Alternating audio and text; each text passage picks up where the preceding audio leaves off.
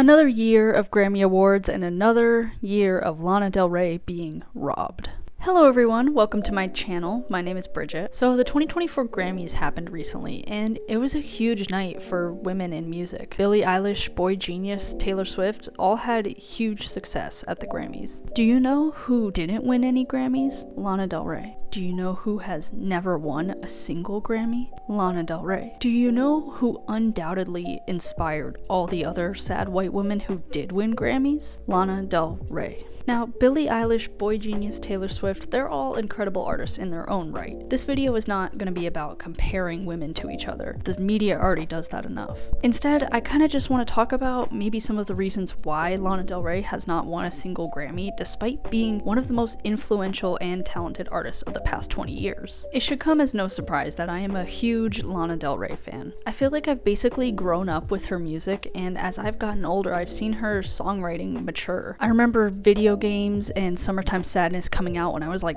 10 years old. God, I feel old. And I was hooked immediately.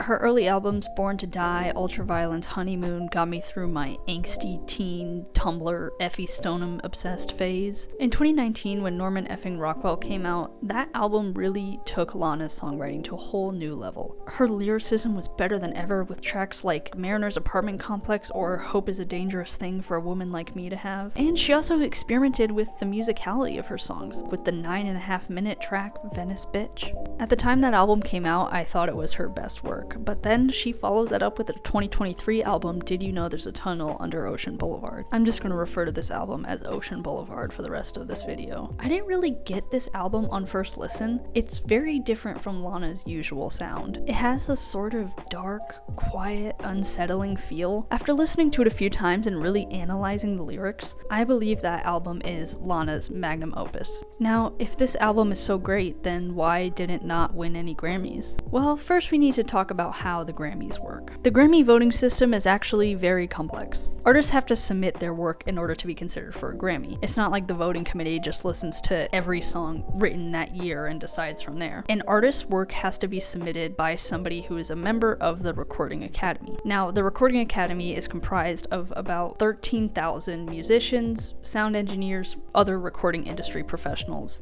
and many of your favorite artists are part of the Academy, such as Taylor Swift, and they can submit their own music. But for artists that are not part of the Recording Academy, they have to have somebody else submit on their behalf, such as their record label. In fact, many people who are nominated for Grammys are often Grammy voters, and they're part of the Recording Academy. So you can see how a lot of this is about who you know, much like everything in the entertainment industry. Then the submissions are sent off to genre-based committees, which will then sort each submission into its appropriate genre or category after listening to all of them, often for days on end. Then once they've been sorted into their appropriate categories, the official nominees are given to voting members to vote on. Once the voting is finished, the votes are tallied up by the independent accounting firm Deloitte, who then sends the votes back to the nomination review committee, who carefully review the top votes before deciding the final nominations. Then the winners are announced on Grammy night, and everyone finds out the winner at the same time. So the voting process is really complicated, and there's a lot of factors involved beyond just pure quality of the album.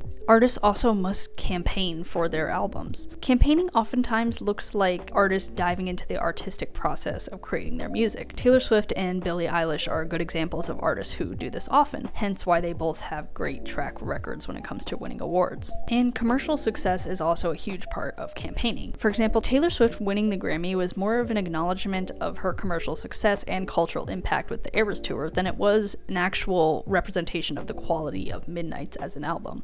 Now, Midnights is a good album. It's not her best work, but there were certainly more deserving nominees, in my opinion. Now, coming back to Lana Del Rey and how these various factors work against her. Well, to start, Lana Del Rey doesn't really stick to one specific genre. She kind of divides the line of pop and alternative, so it makes the genre sorting a little bit difficult. Furthermore, she doesn't exactly have a monopoly on one genre. For example, in the alternative category, many voters were probably divided between Boy Genius and Lana, considering they both put out great content this year. This might also be the reason why Lana Del Rey is putting out a country album next, to more focus on one genre specifically and try to get the backing of one group of people, instead of being so spread out over multiple communities. I also think the more controversial content of Lana Del Rey's music might be working against her when it comes to awards shows. Now, Taylor Swift is an incredible lyricist in her own right, but she does tend to play it safe by talking about more relatable and mainstream topics like relationships. But in Lana's music, particularly her latest album, Ocean Boulevard, she dives into some dark and uncomfortable topics like death, suicide, and sexual assault. These topics are prevalent in songs like A&W or Fingertips.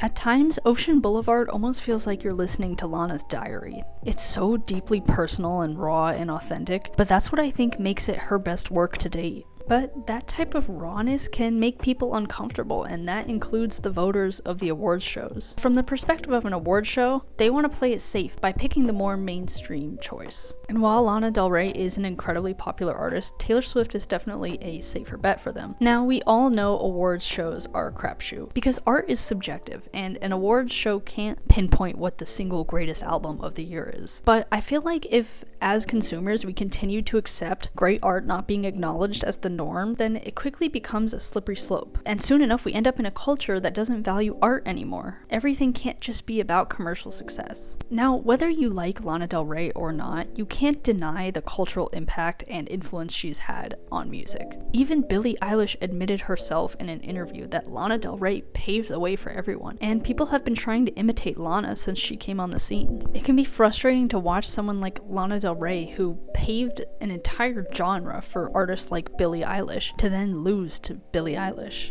Now, you might associate Lana Del Rey with Tumblr posts and too much eyeliner, but in reality, Lana is an extremely sophisticated writer, and it's disappointing that the Recording Academy voters can't see that. To rub salt in the wound, if Midnights was released just a year earlier, Lana would have gotten a Grammy for being featured on the album. But a recent rule change prevented artists who are less than 20% featured on the album to be recipients of the award. Additionally, Jack Antonoff won Producer of the Year for producing Lana's album. Lana Del Rey made a post saying that she did not have any negative feelings about the Grammys, and she doesn't care. But I think her body language and some of the clips from the Grammys says otherwise. Lana Del Rey has faced a lot of criticism over the years, and she always manages to rise above it and continue being her despite what other people say. And that's what I love so much about her music. I hope with the release of Lasso and the switch to a completely different genre that Lana finally is able to win that Grammy next time. That's gonna do it for my thoughts on the Grammys and Lana Del Rey. If you like this video, please be sure to like and subscribe, and comment below what you think the greatest awards show snub of all time is. Thank you all so much for watching. I will see you next time.